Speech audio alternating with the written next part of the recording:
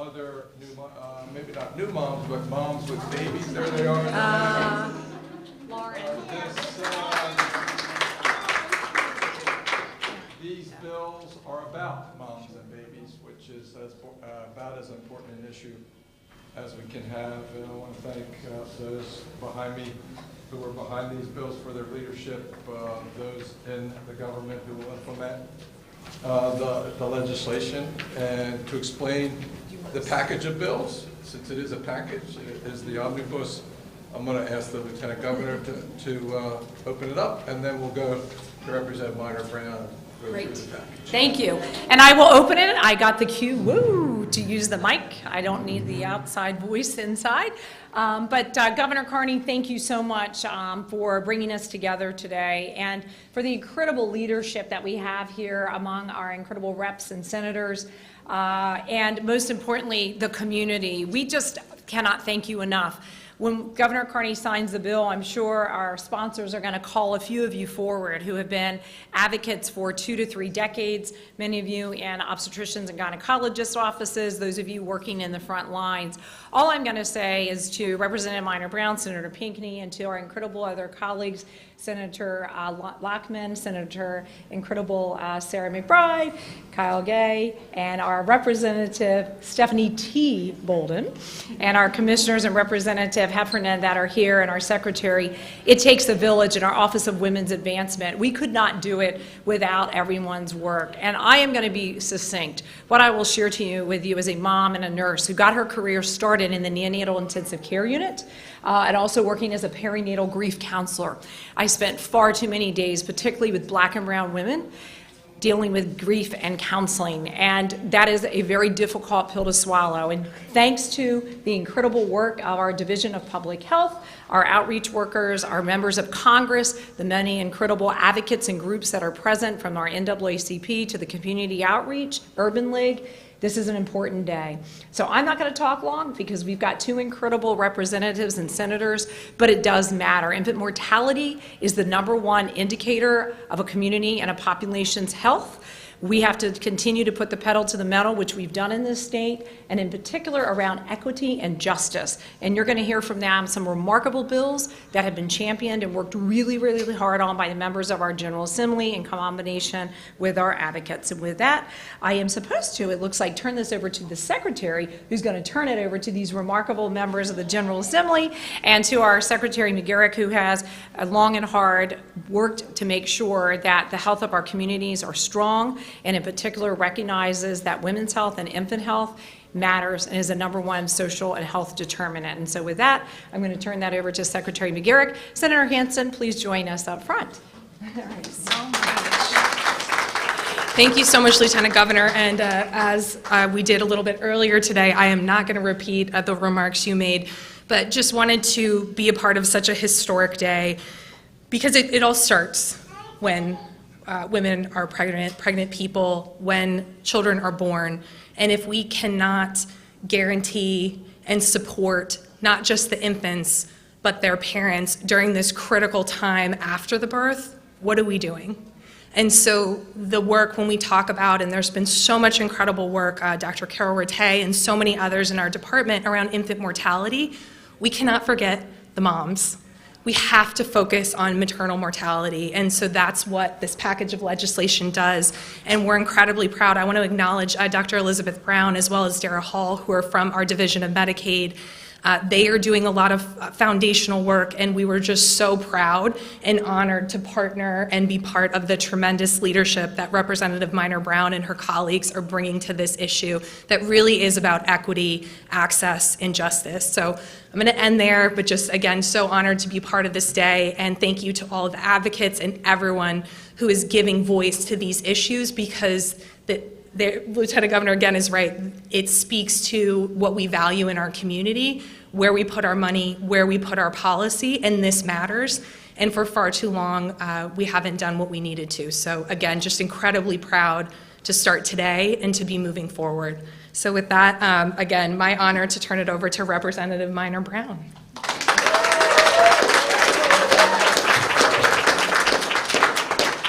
Thank you, Secretary. Thank you, Lieutenant Governor. Governor.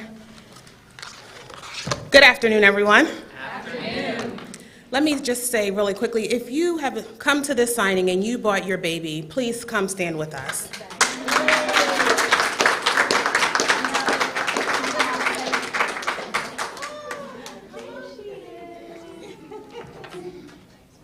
First, let me just start with a huge thank you. I want to thank all of you who showed up to the signing of the 2022 Delaware Momnibus. Thank you. Your support and your advocacy is the reason why we're able to get this work done. As the nation grapples with the onslaught of women's reproductive rights, Delaware, through its legislative efforts, is signing into law today significant statutes collectively enshrined in the Delaware 2022 Momnibus Act. While Delaware continues to make positive gains in the state overall for the health of women and children through the work of its key partners, such as the Delaware Perinatal Quality Collaborative, thank you, the Delaware Healthy Mother and Infant Consortium, Delaware Thrives, disparities still remain stubbornly persistent. And I have to admit, this was not easy for me. As a Black woman, as a nurse, but most importantly as a mom who has experienced preventable complications in both of my pregnancies. As an 18-year-old young adult, relying on Medicaid and state assistance, and as a 30-year-old married, registered nurse, both times I experienced preventable complications. And although I can say today that I have overcome, thoughts of those experiences continued to resurface. The trauma continued to present itself as we drafted this legislation. Delaware ranks 28th in the nation for highest prevalence of infant mortality, at 12.5 infant deaths per 1,000 live births.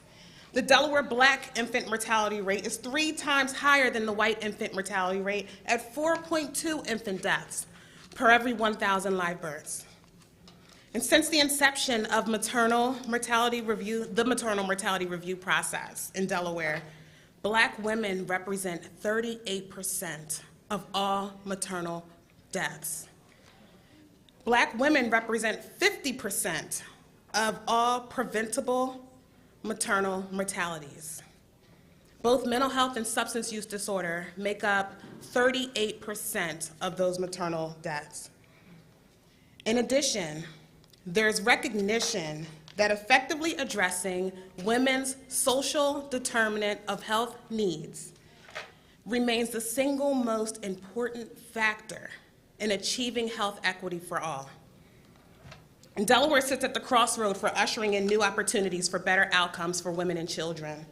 The Momnibus puts forward comprehensive legislation in 6 key areas. House Bill 234 with Senator Marie Pinckney as my Senate Prime. This bill expands Medicaid from 6 weeks postpartum to 1 year following the birth of the baby.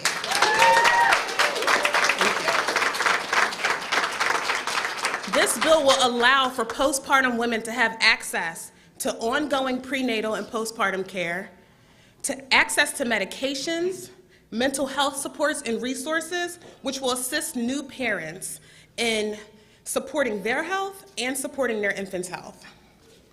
House Bill 342, Senator Pinckney also as my Senate Prime sponsor, provides protections for incarcerated pregnant women by further expanding shackling restrictions to the 2nd and 3rd trimester and 13 weeks postpartum. The Delaware Department of Corrections was an early supporter and champion of this legislation, as they were for House Bill 345. Senator Pinckney again. Yes, thank you. House Bill 345 offers incarcerated pregnant women the same opportunities to access doula and midwifery care, mirroring similar standards that we have in the community. Going a step further, I'm proud to say that the Department of Corrections will also be creating a doula and midwifery program within their facility for pregnant women. And they'll also be offering this doula certification to interested incarcerated women. This is a game changer This is going to provide women a viable skill that will serve to strengthen their successful reentry back into the community. And it also offers a positive contribution to Delaware society. Thank you.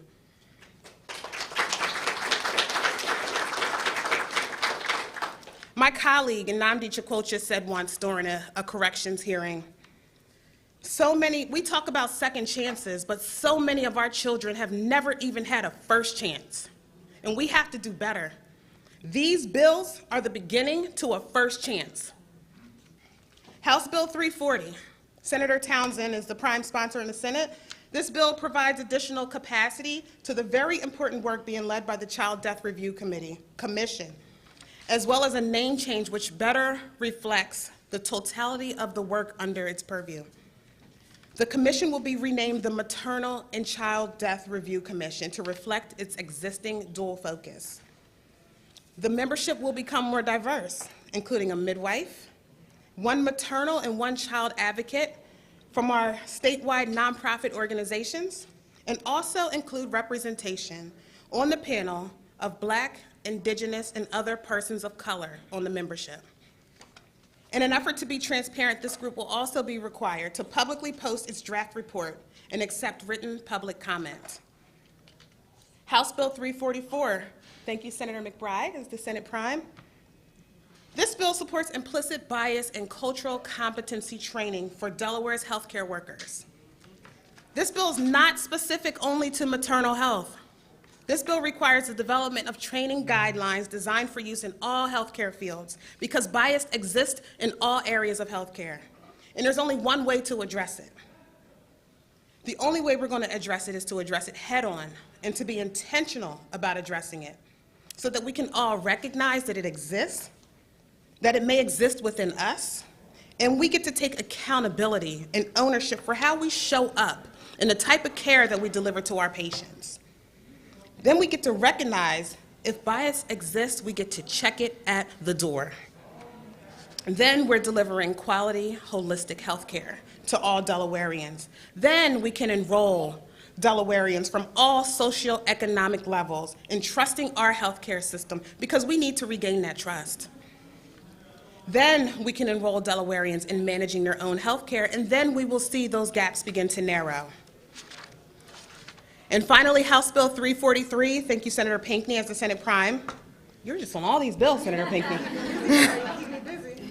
This bill requires Medicaid to provide a plan for coverage of doula services.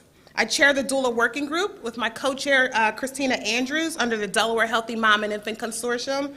This is an amazing group of advocates and stakeholders, and we have Medicaid Dr. Liz Brown, who's doing exemplary work, spearheading this effort in collaboration with our key partners and our community doulas.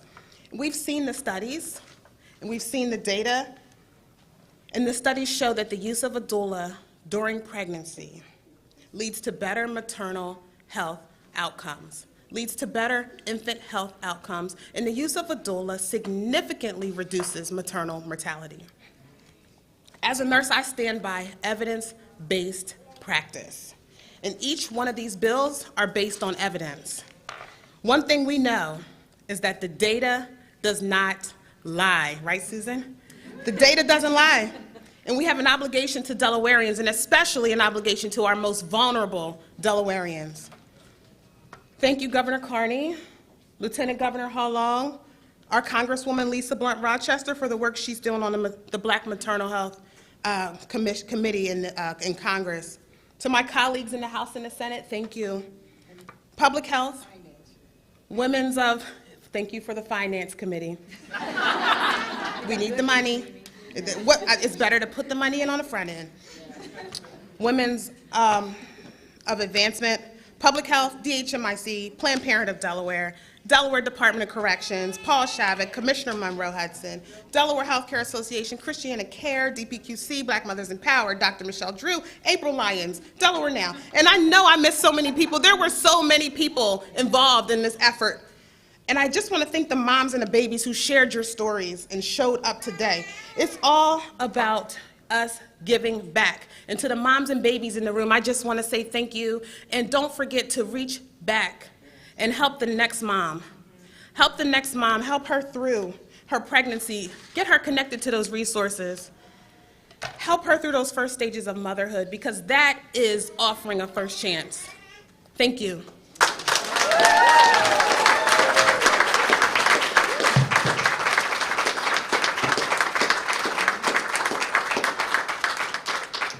I'm going to now turn it over to Senator Marie Pinckney, who you've heard is the prime sponsor of many of these bills. And the bills that she's not the prime sponsor on, she's the co-sponsor on.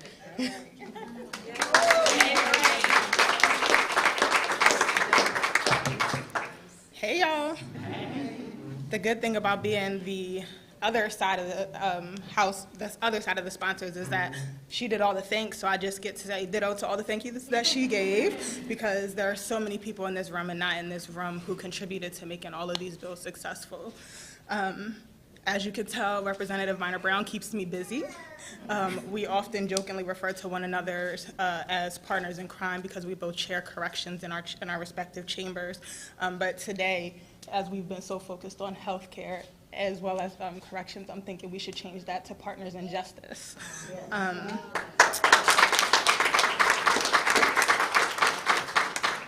It is an honor to be able to say that I served as co-sponsor alongside Representative Minor Brown and so many of you on these bills. The package of bills that you just heard about are the reflections of conversations that have been being had by so many of you in this room for years. It is a reflection of the advocacy that so many of you have been literally crying and screaming about for years. I'm looking around the room and I can think of so many stories that I've heard from each and every one of you about your individual experiences with maternal health care. And it's so important that we're here. It's so magnificent that we're here, because it means that the conversations that particularly Black women have been crying about, fighting for so long, have been heard and have been listened to and have been elevated by Representative Minor Brown and so many of our colleagues who push these bills along, including our finance members who made sure that we had the money to get things done. Because everybody knows in this room that without the money, it doesn't happen. Without the agencies to make sure that things get carried along across the finish line once we sign this piece of legislation today, it doesn't happen. Whenever I come to a bill signing, I always try to think about like the stories that make this real for me. And so I'm thinking about one of my, interestingly enough, she's a constituent of mine, but she was also my closest friend in grad school, as well as my biggest competition in grad school. We kept one another going, right? We would always look back and forth, like we had one of those professors that wrote all the grades on the board. And so we always knew whoever those highest two grades, they were ours. And so I'm thinking of Stephanie today, who has the most beautiful little girls, and her second little girl, I'm remembering that she told me the story about how she didn't think she was going to make it after she gave birth to her baby. She was losing so much blood, she thought she was going to die. She thought she was going to die. She thought that her children were going to be left without her, because what is happening in maternal health care is real. I'm thinking about April. I'm thinking about Tiffany and the stories that y'all tell. I'm thinking about Representative Minor Brown. I'm thinking about so many women whose stories we have heard, who are the reasons for these bills. Michelle, and the work that you do, part of the reason that these mamas make it, like so many of the advocates and so many of the stories are the reason that we're here today. And it is an honor to be able to serve alongside my good friend who keeps me busy as we get this work done together.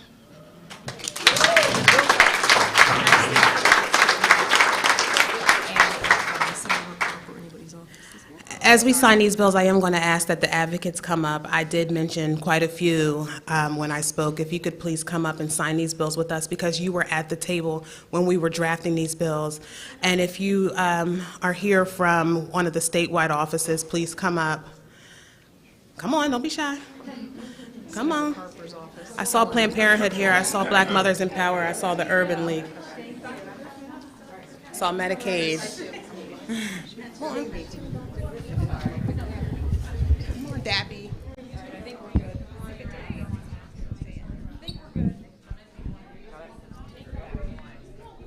See if I can.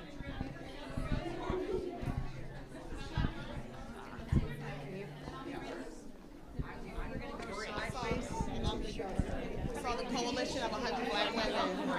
So with me. Oh, I was going to say, if there was anyone else, I'd be offended.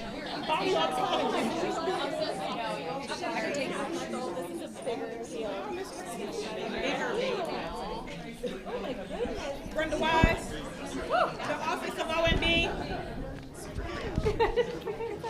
right, so we have a number of bills to sign, which is the aforementioned omnibus. I think it's important to note two things. One is that infant mortality as a measure of community health has been an area of focus for a long time now.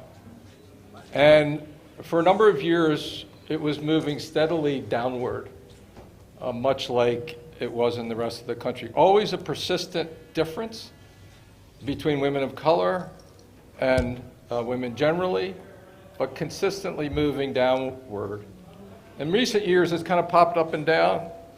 Representative Bolden, I'm sure, goes back as long as I do. And so these bills adding to what's been done over the years, it was mentioned by Representative Minor Brown, the various committees that were set up years ago to address this, mostly on the infant side, not so much on the maternal side.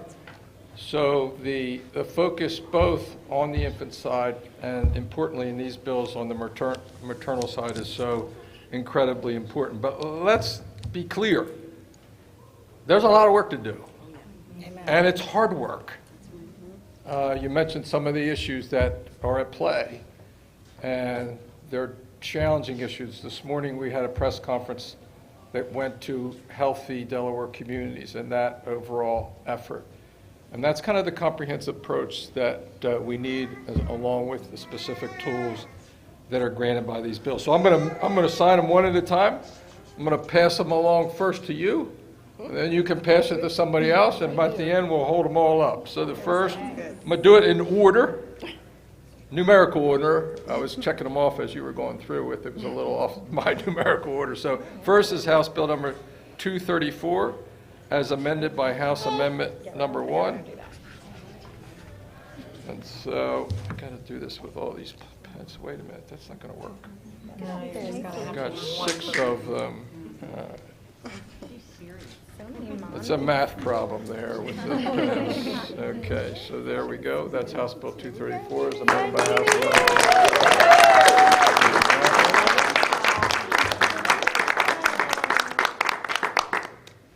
All right, next up is House Bill number 340 as amended by House Amendment number 1.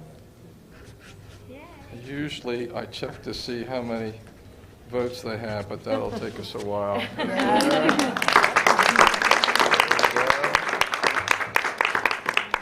I must say this is the first omnibus bill signing that I can remember. At least a lot of time. Won't be the last. There you go. Go nurse. Might be the first Omnibus. Can't lose anything. All right. Next up is House Bill 343 as amended by House Amendment number 1. You're probably one of that. My baby likes that kind of stuff. This goes to Medicaid. All right. There we go. No, maybe we want to keep down.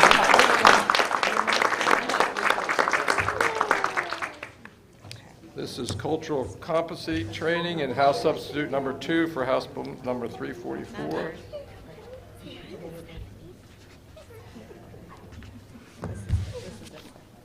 Cultural competency. Right. And last but not least, House Bill number 345. No dualism in our Department of Corrections. Yes. There we go. Finance.